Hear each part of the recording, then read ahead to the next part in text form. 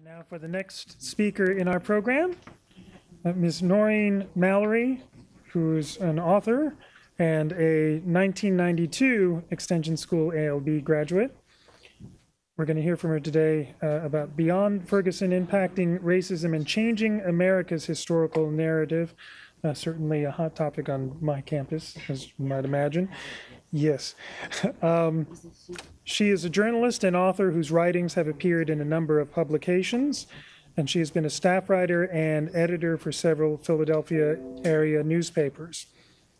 Her media experience also includes founding a public relations firm in Philadelphia, where she developed media campaigns for both profit and nonprofit organizations. And she has worked in television news in CNN's headquarters in Atlanta and on Wall Street as an associate producer for CNN News Source in New York. She's the author of Harlem in the 20th Century, published by the History Press. And without further ado, Ms. Noreen Mallory. Thank you. Okay. All right. Hello, everybody. As you just heard, that's my background. I just, elaborate a little bit more on being a journalist. I have a print background. I worked with CNN, as you just heard, in TV news. I was working in Atlanta on September 11th, 2001. So you can imagine when those towers came down, that experience. But I want to talk today about my project, the Anti-Dehumanization Project. As we all know, over the past year, we've had a number of incidents with the police forces and African-American men. This has been an issue for years with the Black community and what goes on, but has in this past year just been, for whatever reason, exacerbated, including today. I believe there was an acquittal for an officer in Cleveland. I don't have all the details, but there were a number of shots in this incident from that case. So let me just go ahead and just show you this project. The Anti-Dehumanization Project was literally started out of the situation in Ferguson, Missouri, and the Michael Brown shooting death. I had read some stories, didn't get the details back when this happened last summer, and I was talking to a friend, and he was telling me about what had happened. I knew that there was five or six shots from an officer. There, all the confusion that happens when these incidents are first brought to our attention. So I was talking to a friend on the phone, and he was giving me the account, the details. Yes, Noreen, the guy shot him this amount of times, but Noreen, his body was left in the street for 4 hours, lying on the ground. I couldn't believe it. I still, when I think about that, I can't believe it. Now, some people will say, oh, well, the guy committed a crime, he deserved it. In America, supposedly, that's not how we do things. If you commit a crime, all of us under this Constitution, we're supposed to have due process of law. So if a person has committed or is accused of committing a crime, they should be apprehended, and then they should go through their process, and they shouldn't be shot down in the street. Police officers are not judge and jury. So I was just enraged, outraged. I couldn't believe that his body was left on the street, just out in the open with his brains, as witnesses on the scene said, brains splattered on the street.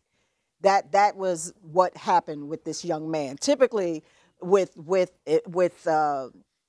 criminal cases or whatever, the police will use some kind of care to give the deceased person some kind of respect, cover their body, do something, but he was left out there. So with the Anti-Dehumanization Project, as I was talking to my friend, I said, really, that's kind of like an ultimate, dehumanizing factor, like you're left in the street as an animal. So talking to my friend, I said, this is what Black communities suffer from on a regular basis. It's a dehumanization of us. So our mission is to educate, inform, and challenge dehumanizing representations and portrayals of African Americans and people of African descent worldwide. What we do, simply, I'm a journalist. We're a Twitter media feed. Basically, we are monitoring the news, we're writing articles, tweeting these things out. As a journalist, when I was at CNN, when you watch the news and you see the little ticker at the bottom, I used to write that for a while. That wasn't my primary duty, but it's called a ticker feed. There's somebody literally sitting there writing these stories, writing these headlines as news comes out. So being outraged at what happened in Ferguson, I had to do something to counter the images, the portrayals, and things that are being said and have been depicted really for hundreds of years and haven't been refuted. And it's so ingrained in worldwide society and ideas that people don't even realize this. And if you go back, excuse me, if you go back, here you see I have a list of just some of the ways that African Americans and people of African descent, people who've come from Africa, who've been brought to the Caribbean, to Europe, to Brazil. These are some of the ways that people have experienced the dehumanization. And the dehumanization is far too much and too level to go into here, but this is just to skim the surface. Through the Middle Passage, when Africans were brought to America, Africans, it's always been just mind-boggling to me as a child, as a high school student, when you see these images of African people with shackles around their necks, shackles around their hair. I mean, okay, we all know through history that there have been conquest, wars, and all kinds of conflicts all over the world. But coming from this region, there was, to me, a particular extra dehumanization, being treated almost as they weren't even human. And with the African passage, with the Middle Passage on the slave ships, as some of you probably know, that many of these people were traveled, many Africans were stacked. They were smashed together on the bottom of ships. They were stacked on top of each other, and they were also shackled, which is interesting to bring it forward to the case in Baltimore with Freddie Gray, that they started using, usually in our day and age, police carry what? Do they carry shackles? No, they carry handcuffs. So if they apprehend someone, usually we say police have handcuffed. They got the guy, they handcuffed him. But with the Freddie Gray case, the term shackles was being used again, which I thought was just very interesting. But so those were the first images. That's going back to 1600. We see black bodies with chains on their necks and their arms and their feet and their legs. That extended, of course, we know through slavery, through whippings, to the brutality. And my point of mentioning these is to touch upon, these are the images that have been portrayed around the world for centuries without refutation. You know, we speak a lot mostly of racism, racism. And yes, these things are part of racism, but for me, I guess maybe I'm a humanist, for me, people are human beings first. Human beings. And for many, many years, for centuries, people of African descent have been dehumanized and treated like they're not even human. So as you see there, we have slavery, we have the black codes, Jim Crow laws, civil rights era, police treatment, the beatings, fire hoses, those sorts of things, news media portrayals. This woman right here, I won't get into it, but she's I won't get into all the details. You can look her up, Sarah Baartman. She was from Cape Town, South Africa, sold into slavery, later taken to France, London, and Ireland, and she literally was exhibited like an animal to the point that at the time of her death, a naturalist dissected her body, put parts of her body, including her genitals, in a jar, and they were exhibited in the Museum of Man until 1974. And actually, Nelson Mandela in 2002 was involved in having her remains brought back to South Africa for proper burial. So these are a couple of pictures. These people are who, you know, you can take a guess on who they are, what they're doing. Also, these people, who are they, what are they doing? I've got to wrap up here soon. But as you can see, I'll flip back real quick. It's a bunch of protesters. But do we know who they are exactly? No. Are there any college graduates in there? Are there any professors in there? Or are they all just thugs? See, the terminology that people were using, you know, granted, people's actions, if they're doing something that's illegal, yeah, okay, you can classify them as a thug, but it's improper to classify everybody who has a legitimate gripe as a thug. And so these are some of the ways through language that African Americans have suffered through that. So social media is what we do. You know these things. This is, social media is a way to affect social change these days, and it's making social change and the ability to affect social change even a quicker process. We have two initiatives. One is Unmask the Mask. We want to stop the practice of mocking African skin, black people wearing wigs and things. If we did that to Asian people, we would be smacked if we did that to anyone else, but it's been done without refutation for so long that it just becomes a part of it. But the biggest thing that we're doing, and we're going to continue to do, because things seem to be going just out of hand, is we're trying to urge the UN, the president, and Congress to make this issue of police violence in African American communities a UN issue, a United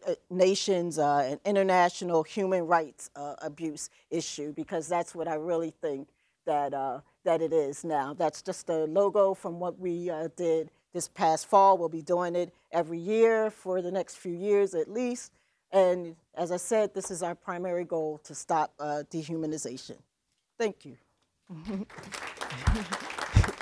Sorry, I had these couple things. Oh yeah, that's right. So Yeah, leave that right let's there. go ahead and with questions. I work with an attorney, a black attorney from the city of Detroit. He said when this happened, it was well known in the black community that if you got arrested and you were black in Baltimore, you got what was called a rough ride. Right. Now, you know, this seems to be common knowledge, and I wonder if there's any, if you've experienced any other of these situations where the black community is treated differently than everybody else. Oh yeah, well, I mean, if you talk to randomly, you know, any black person on the street, they'll give you a varying degree of how they've been mistreated. So in general, the quickest way I can say that is things that maybe other communities or members of other communities might be able to get away with or to say to an officer, black people have to exercise different cautions, extremely different cautions, because you don't know how it's going to go. I mean, you really don't know. Something that you might be saying as a grown adult man or woman in the face of an officer, it'll be seen as, oh, you got a smart mouth?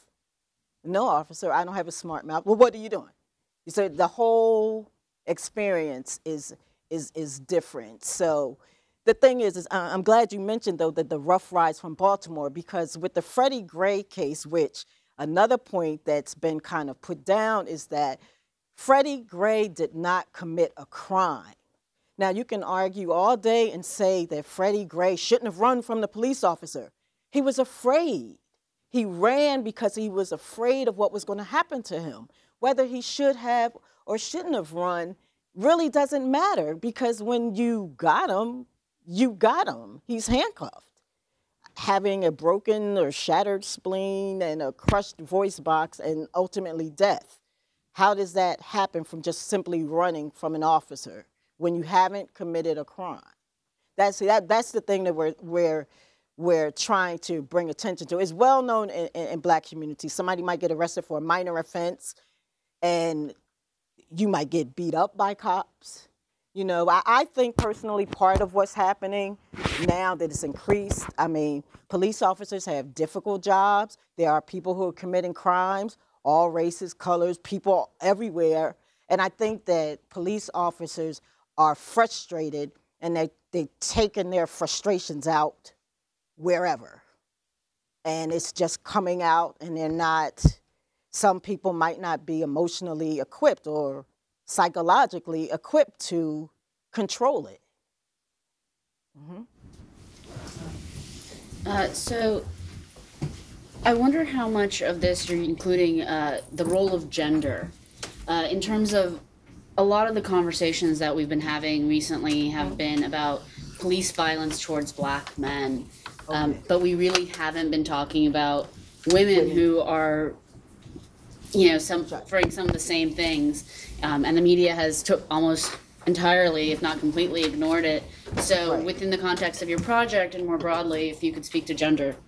Yeah, definitely. And I guess the issue is kind of hard. I mean, it's internally amongst Black communities. There are lots of women who are saying, listen, we need to make the issues with women higher profile. But the media, just like in some of the Black communities, and just like as in the civil rights movement, you know, men got a higher, you know, focus of attention, so to speak, than women did. And I guess it's an ongoing battle. There's no, you know, it's the same. Black women suffer from the same issues as white women and any other women do when it comes to feminism and rights for women. So it's no different. But I think that for the media, because that's just been so much of a topic or focus over the years, it's like, okay, something happened to a Black man,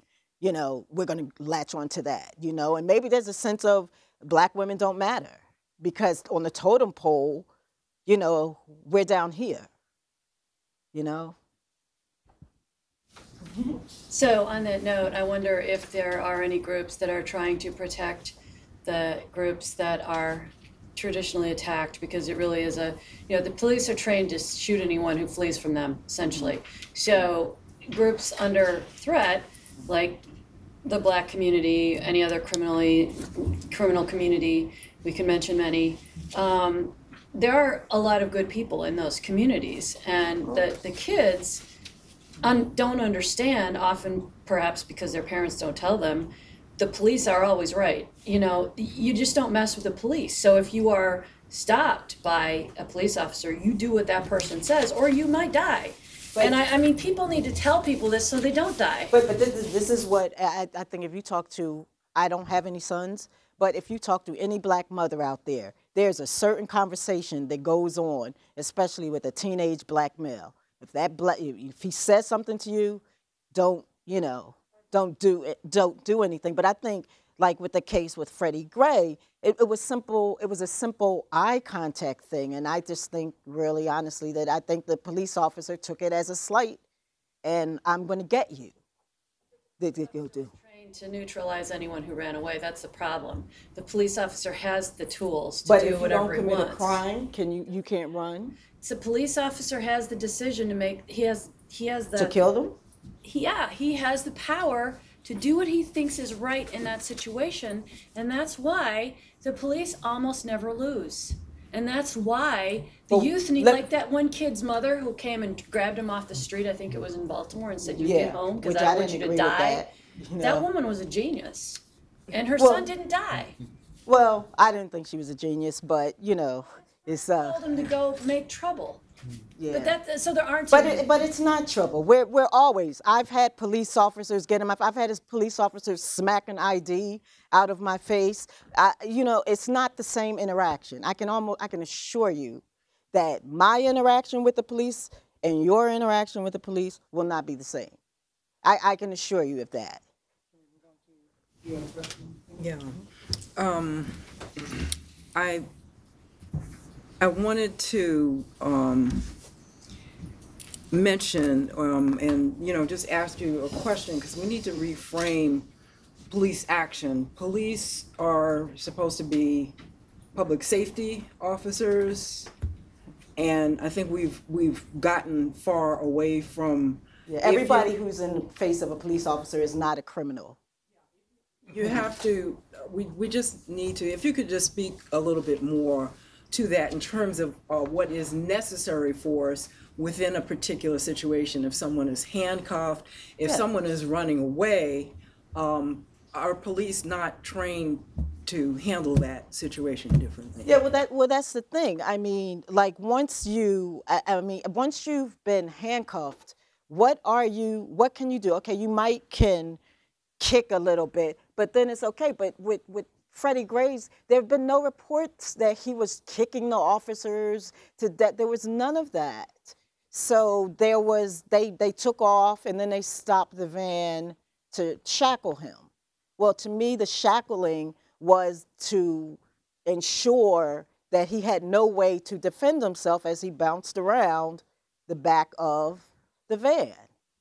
Eric Garner, selling cigarettes, that's a case for you to die. I mean, when theoretically, if you buy something from the store that's legal and you decide to sell it to somebody else, you're breaking the law, which should render death. With that, I know this is a very, very hot topic. This could go on for quite a while, but I want to keep us on time, and I want to encourage people to continue the conversation after this is over. But thank you very much. Thank you. For your All time. right. AntiDehumanization at Gmail. And